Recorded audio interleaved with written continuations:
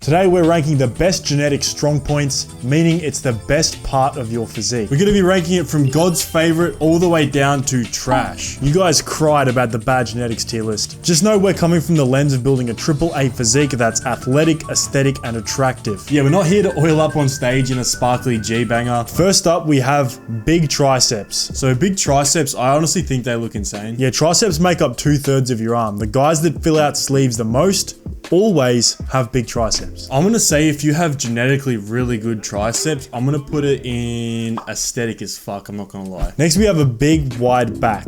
I think this looks insane. I think it makes you fill out t-shirts way more. Yeah, in terms of aesthetics as well, this is what gives you that V taper. It also depends on where they insert. Like you can have high lat insertions or low lat insertions. You could argue one's more aesthetic than the other. Yeah, you don't want to look like a turtle, but I still think it's aesthetic as fuck. If you have a genetically bad back, I think that's a pretty big downfall. So I am going to put this in aesthetic as fuck. By the way, if you do want the full workout protocol that emphasizes the best parts of your physique, the most aesthetic parts, it's just the first link in the description. All right, next we have deep cut, like genetically great abs. So you'll always remember that kid in school who just had abs. He just didn't train at all. That was me. I've always had abs, no matter what body fat percentage I am. Even at a peak bulk, I've had like great abs. I gotta feel bad for guys who cut down to low body fat percents and still don't have abs. I'm gonna put it in God's favorite. All right, next we have genetically strong hamstrings. I have never heard someone compliment another man on their hamstrings. I mean, I guess they look pretty cool, but it's just not the first thing you look at. Good on you, you train them. Yeah, I'm just gonna put it in mid, to be honest. All right, next up we have genetically big biceps. So honestly, if you've never found it hard building your arms to a good size and you just genetically have like these great biceps, fuck you, respectfully. Like, I find it's mostly for like shorter guys. I'll just have these insane biceps. Like, I don't have bad biceps, but they just look shit because I'm 6'4" and have long insertions. So yeah, although they don't make up most the size of your arm, in terms of women liking a certain muscle group, biceps probably are the most liked muscle group. My TikTok feed has been inundated with women that are just freaking out over biceps. Like when you're looking at someone and say, fuck, this guy is big, you're usually looking at their biceps, especially if they've just got like a t-shirt on, like a regular t-shirt, and they're filling out the sleeves. I'm actually just gonna put this straight into God's favorite, I'm not gonna lie. I think it just looks insane, and yeah, like fuck you, honestly. Genetically strong quads. This is better than hamstrings. I mean, because you're looking at it from the front and it looks sick when you wear short shorts. But like once again, like quad compliments, you don't really hear it that often. There's not really much to talk about. I think I'm just going to put it in looks good. Yeah, you can't complain about having big quads, but it's not insane. What even is this? What the fuck?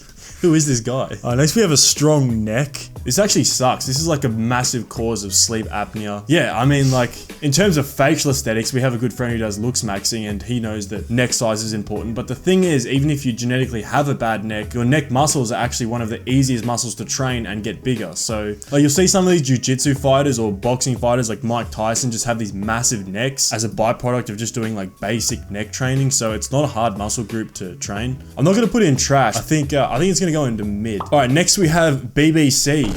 I mean forearms.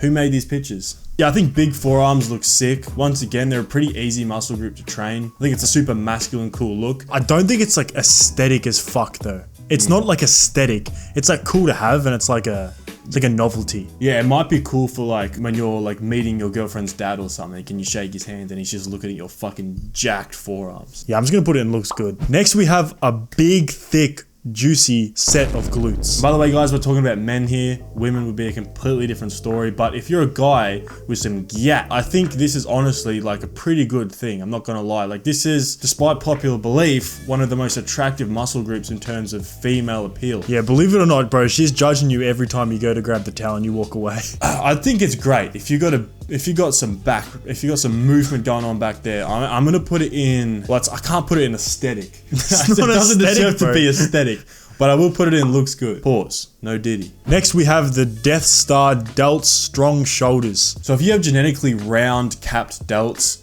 this is just a godsend in terms of aesthetics, especially aesthetics. This is also another thing women just go crazy over, even though they're not really conscious of it, but this is what makes up that V taper. It's what gives off that masculine broad appearance. If you genetically have good shoulders, you're in for a good ride, my friend. It pretty much frames your whole physique. If you've got big shoulders, everything down below looks better. Your X-frame looks better. You fill out shirts more. You look way better in singlets. There is no doubt. It's got to be the best genetic strong point out of everything. Yeah, I'd actually agree. Like, I'm trying not to look through it through a tinted lens because I have shit shoulders. Therefore, I'm envious of people who do. It's like the masculine muscle because that's just where all the androgens are. When you inject testosterone, they grow the most. I am going to put it in God's favorite. All right, next we have big, juicy calves. If you're either a father or a PE teacher, you automatically granted big calves. Yeah, if you guys are into long cargo shorts, these are absolutely great. This is why I wear long cargo shorts, because I have 0 quads, all calf. This is also another thing where it's very genetic based. Like, it's extremely hard to grow your calves if anyone's tried. It's either in mid or looks good. I'm gonna put it at the bottom of looks good. All right, next we have wide clavicles, which isn't actually a muscle group at all. It's actually your bone structure. So this is separate from your delts. Guys who are intimidating, guys who stand out, who have a presence, have wide clavicles. It's a highly dimorphic feature. You can sort of make up for narrow clavicle bones with bigger shoulders, but once again, you'll never have just wide clavicles. And there's a whole thing out there called the frame pill, which is an entire community of incels talking about how frame is everything. There is some truth to it. People say that there are some ways to grow your clavicles where they do deadlifts, where they have a super wide grip. I'm pretty skeptical on it. Like, it's same as like the bone mashing thing for like the looks maxing community. I'm gonna put this at God's favorite. Next, we have massive traps. You instantly get categorized as like a meathead. Obviously, we focus on building the AAA physique, and I think this is almost contrary to building an aesthetic physique.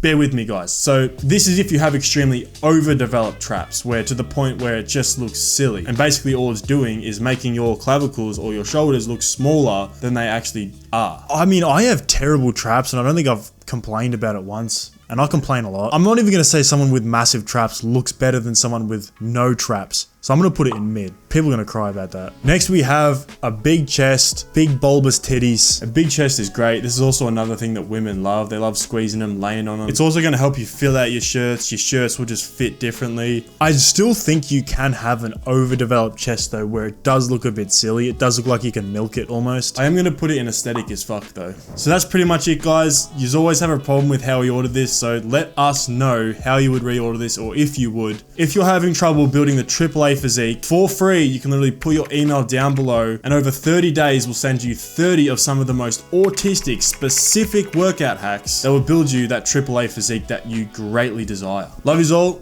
Catch you in the next one.